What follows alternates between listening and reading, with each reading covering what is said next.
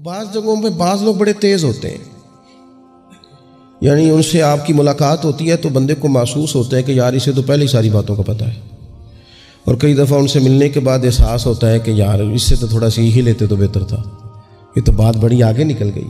سارا پتہ ہوتا ہے، باشعور ہوتے ہیں، لیکن ڈر آتا ہے اللہ سے۔ اتنا باشعور آدمی، سمجھدار، پنچایت، پریا، لوگ، دین، دنیا سارا پتہ ہے، نماز کا ٹائم آ گیا تو وہ چھپتا پھرتا ہے، اس کی طبیعت پر بوجھ بن رہا ہے معاذ اللہ اللہ کے حضور حاضر ہونا، اسے خیر کا کام کرنا پڑ رہا ہے تو وہ ادھر ادھر نکلتا جا رہا ہے۔ تو سوال یہ ہے کہ پھر یہ شعور کا کیا مطلب رکھا ہوا ہے ہم نے؟ پھر اللہ سے دعا کرنے کی ضرورت نہیں۔ وہ حضرت عارف رومی رحمۃ اللہ تعالی علیہ فرمایا کرتے تھے بعض لوگوں کو رب سارا کچھ دیتا ہے، سجدے کی توفیق نہیں دیتا۔ اس کا مطلب یہ ہے کہ وہ کہتا ہے یہ سارا کچھ لے اور نکل جا، میرے گھر نہ آنا، رکھ سارا کچھ پاس۔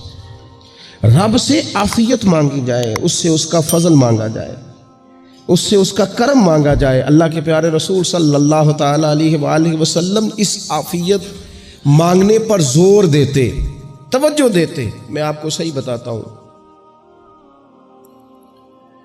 رب نے اگر کسی بندے کو عافیت میں رکھا ہو نا تو حالات کیسے بھی برے چل رہے ہوں اس کا بگاڑ کچھ نہیں سکتے۔ اور اللہ تعالیٰ معاف کرے 100 دفعہ خاکم بدہن، اگر کسی وقت اس کے کرم کی نگاہ پھر جائے تو پھر سارے اسباب سمیت بھی انسان اپنے پیروں پہ کھڑا نہیں رہ سکتا۔ اس سے جب تک طلب کرم نہیں ہوتا، طلب عافیت نہیں ہوتی، اس کی بارگاہ سے جب تک بندہ مومن پورا رجوع نہیں کرتا، یہ عافیت اتنی اعلیٰ چیز ہے کہ نبی پاک علیہ السلام نے فرمایا اذان اور اقامت کے درمیان جو وقت ہوتا ہے اس میں دعائیں رد نہیں ہوتی۔ دعا مانگا کرو گے تمہاری اللہ اپنے فضل سے قبول کر لے گا۔ عرض کی یا رسول اللہ کیا مانگے؟ تو فرمایا عافیت مانگو رب سے۔ حضرت انس بن مالک حدیث کے راوی ہیں رضی اللہ تعالیٰ عنہ، یہاں بھی فرمایا یہ عین قبولیت کا ٹائم ہے، اب اللہ سے عافیت مانگ لو، اس کی پناہ۔ ہم دعاؤں میں بھی محدود ہو جاتے ہیں۔ رب دا طالب کوئی نہ ملیا، جو ملیا طالب زردہ ہو۔ جب عافیت، ایک بزرگ تھے ہر وقت اللہ سے عافیت مانگتے تھے، ہر وقت اللہ سے عافیت مانگتے تھے، ہر وقت عافیت مانگتے تھے۔ لوگوں نے پوچھا، لوگ ان کو صالح جانتے تھے، نیک سمجھتے تھے، کہ حضور آپ اور کوئی دعا مانگتے نہیں، عافیت ہی مانگتے ہیں۔ فرمانے لگے میں مانگا کرتا تھا شروع میں، بعد میں خیال آیا اور بھی دعائیں مانگا کرتا تھا، یہ احساس بعد میں نصیب ہوا۔ فرماتے میں مزدوری کرتا تھا، مال برداری کرتا تھا، ایک جگہ پہ ڈیوٹی کر رہا تھا تو تھک گیا، اور وہ جو کام لینے والے لوگ تھے ان کا رویہ بھی بڑا ترش تھا، تکلیف ہوئی۔ تو میں نے اپنے مالک کی بارگاہ میں عرض کی، مالک اگر 2 روٹی بغیر مجھے مشقت کے مل جائے دن میں تو تیری بارگاہ تو بڑی کریم ہے۔ کہتے ہیں میں نے یہ دعا مانگ لی، ذرا میں تھوڑا آگے بڑھا تو 2 بندے آپس میں لڑ رہے تھے، میں ان کی صلح کرانے کے لیے، انہیں بچانے کے لیے آگے بڑھا، تو میں جس کو چھڑا رہا تھا دوسرے نے میرے اوپر ضرب لگا دی، میرا بھی سر پھٹ گیا۔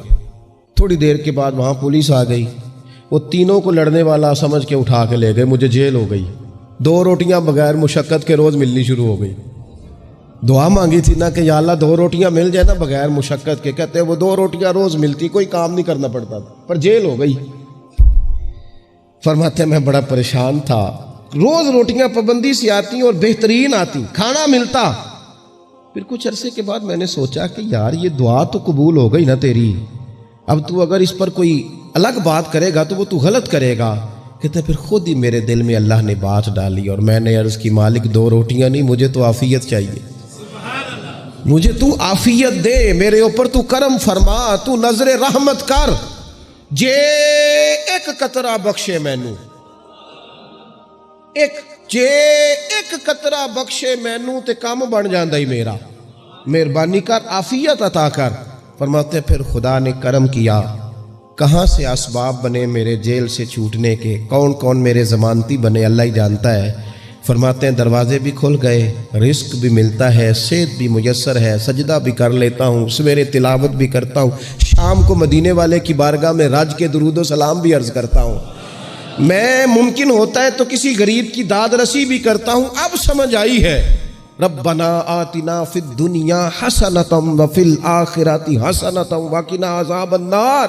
اب سمجھ آئی ہے رب سے جب بھی مانگنا ہے عافیت ہی مانگنی ہے, اس سے کرم مانگ. ہم نے محدود دعائیں رکھی ہوئی ہیں, محدود.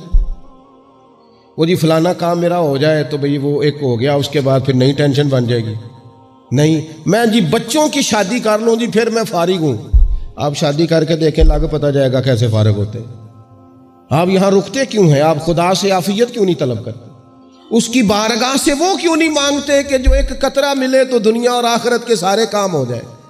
اس سے اس کی رحمت کا سوال کرے, اس سے اس کے کرم کا سوال کرے. اللہ کی بارگاہ میں بھی حاضر ہونا اور جچی تلی اور جناب ناپ تول کر اور محدود چیزوں کا سوال کرنا, مالک سے مانگے. اور وہ جب دیتا ہے تو دیتا بھی بے حساب ہی ہے. وہ جب عطا کرتا ہے تو کرم کے دروازے کھول کے عطا کرتا ہے, ورنہ تو ایک الجھن سے انسان نکلتا ہے دوسری میں الجھ جاتا ہے. ایک گتھی کو سلجھاتا ہے. پھر اقبال رو پڑے تھے, کہنے لگے میں عقل کی گتھیاں سلجھا چکا ہوں, یا رب مجھے صاحب جنوں کر دے. اللہ یہ بڑا میں نے ہیر پھیر دیکھ لیا, مجھے دیوانہ بنا. اب مجھے جنون ہو, اب میں کسی کے لیے رویا کروں, اب میں کسی کی یاد میں تڑپا کروں, اب میں رات کسی کے لیے میری آنکھیں بیدار رہیں. یہ بڑی ہو گئی دنیا داری. عقل کی گتھی حالانکہ نہیں سلجھتی, پر اقبال کہتے ہیں عقل کی گتھیاں سلجھا چکا ہوں, یا رب مجھے صاحب جنوں کر دے. اور پھر کہنے لگے بجھی عشق کی آگ اندھیر ہے. اب یہ مسلمان نہیں, یہ خاک کا ڈھیر ہے, تو مٹی بن کے رہ گیا. کیا کہاں اپنی ساری توجہات کا قبلہ کس چیز کو میرے عزیزو؟ اللہ سے عافیت. نبی پاک علیہ الصلوۃ والسلام نے ایک شخص سے پوچھا کیا دعا مانگ رہے ہو؟ تو اس نے کہا یا رسول اللہ میں اللہ کی بارگاہ میں صبر کا سوال کر رہا ہوں. تو حضور فرمانے لگے صبر تو مصیبت پر ہوتا ہے. یا رسول اللہ پھر کیا مانگوں؟ آپ ان جملوں اور لفظوں کی گہرائی کو سمجھیں. صبر کے لیے تو پہلے مصیبت آئے گی, پھر صبر آئے گا. تو یا رسول اللہ کیا مانگوں؟ فرمایا تو رب سے عافیت مانگ. مانا کیا ہے؟ مصیبت آئے کیوں؟ اللہ تجھے اپنی حفاظت کے حصار میں لے لے. وہ وقت ہی کیوں آئے کہ جب تیری طبیعت الجھ جائے, جب تو پریشان ہو جائے, جب تو تو اللہ سے عافیت مانگنا.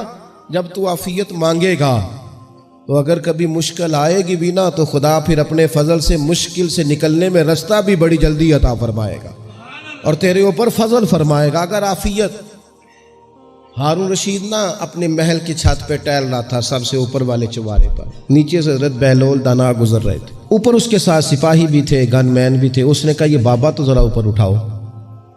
انہوں نے ایک ڈولی, ایک ٹوکری سمجھ لیں, اس کو رسیاں باندھ کے نیچے پھینکا.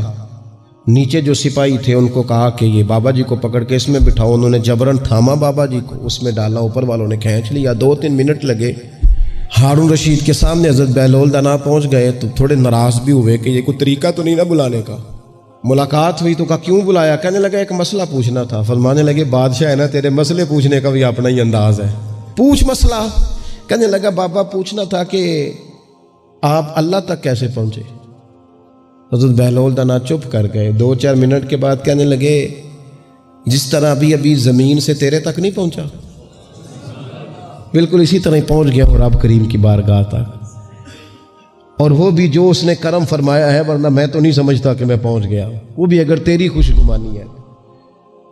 ہارون رشید کہنے لگا مجھے سمجھ نہیں آئی. فرمانے لگے تو بادشاہ جو ہے اتنی جلدی کیسے سمجھ میں آئے گی تجھے بات؟ فرمانے لگے اگر میں تجھ سے ملنا چاہتا نا تو میں ایک درخواست لکھتا, پھر کسی وزیر سے سفارشی سائن کراتا, پھر وہ جمع کراتا, پھر مجھے ٹائم ملتا کہ فلاں دن فلاں تاریخ فلاں ٹائم آ جانا, پھر آ کے میں لائن میں لگتا. پھر بھی تو بادشاہ ہے, تیرا موڈ بنتا ملنے کا کہ نہ بنتا. جب میں چاہتا تو پتہ نہیں کتنا ٹائم لگ جاتا, جب تو نے چاہا ہے نا تو 1 منٹ بھی نہیں لگا. فرمانے لگے میں نے دعویٰ ہی نہیں کیا کہ میں جد و جہد کر کے پہنچوں گا, میں نے تو رب کی بارگاہ میں عاجزی کی ہے, پھر رب نے ہی کرم فرمایا ہے, اسی نے مہربانی کی ہے. مانا کہ محبت کے سفر میں ہر گام پہ 100 مشکل ہے, لیکن یہ سفر آسان بھی ہے. اگر ساتھ تمہارا ہو جائے, اس کے کرم کا ساتھ رہا ہے, اس سے عافیت مانگی ہے, اپنے آپ کو اس کے سپرد کیا ہے تو اس نے کرم کر دیا. جب تک یہ مزاج نہیں ہم بناتے کہ مالک سے عافیت کا سوال کریں, اپنے آپ کو اپنے رب کے حوالے کر دیں، اس کی رحمتوں کے سپرد کر دیں، اتنی دیر تک زندگی میں ٹھہراؤ نہیں آتا، قرار نہیں آتا۔ مشکات میں موجود ہے، اللہ کے پیارے رسول صلی اللہ تعالیٰ علیہ وسلم تیمارداری کے لیے گئے تو صحابہ کرام فرماتے ہیں وہ بندہ نا اتنا پتلا نحیف اور لاغر ہو گیا تھا جس طرح چڑیا کا بچہ ہوتا ہے، کمزوری ضعف طاری تھا۔ تو محبوب کریم نے اسے دیکھا تو بڑے کریمانہ انداز میں کریم فرمانے لگے، تو کوئی دعا نہیں مانگتا، تو عافیت نہیں مانگتا اللہ سے؟ عرض کی یا رسول اللہ صلی اللہ تعالیٰ علیہ وسلم، میں نے اپنے رب کی بارگاہ میں عرض کی ہے مالک قیامت کا عذاب بڑا سخت ہے، میں نہیں برداشت کر سکتا، تو نے اگر مجھے کوئی سزا دینی ہے تو یہیں دے لے، قیامت کو نہ دینا۔ تو کہتے ہیں محبوب فرمانے لگے سبحان اللہ، او خدا کے بندے تو رب کی سزا دنیا میں بھی نہیں سہ سکتا، اللہ سے یہ بھی سوال نہ کر، تو رب سے کہہ ربنا آتنا فی الدنیا حسنۃ وفی الآخرۃ حسنۃ وقنا عذاب النار، تو رب سے دنیا میں بھی حسنہ مانگ، بھلائی مانگ، تو آخرت کے لیے بھی بھلائی مانگ، تو اس سے عافیت کا سوال کر، تو نے یہ سوال کیوں کیا؟ عرض کی یا رسول اللہ کرم ہو گیا ہے، مجھے سمجھ آ گئی، اب میں اسی طرح ہی کروں گا۔ عزیز دوستو، ہم کہاں سہ سکتے ہیں؟ ہم دنیا میں رب کی سزا ہم نہیں سہ سکتے، ہم کمزور ہیں، تو گرمی نہیں سہ سکتے، شدید سردی نہیں سہ سکتے، شدت کی بھوک لوگ نہیں سہ سکتے، کوئی آزمائش نہیں سہ سکتے۔ وہ جو لوگ بعض اوقات کہہ دیتے ہیں نا جی فلاں چیز ہمارے اعمال کا نتیجہ ہے، تو میں کیا کرتا ہوں، نہ کو یار، ہم تو یہ بھی نہیں سہ سکتے، ہم کہاں برداشت کر سکتے ہیں، ہمیں تو وہ معاف ہی فرمائے، ہم حساب والے ہے ہی نہیں، ہم تو صرف معافی والے ہیں۔ ہم سے نہ حساب پوچھے، اس نے حساب پوچھا تو پھر تو بڑی مشکل ہو جائے گی۔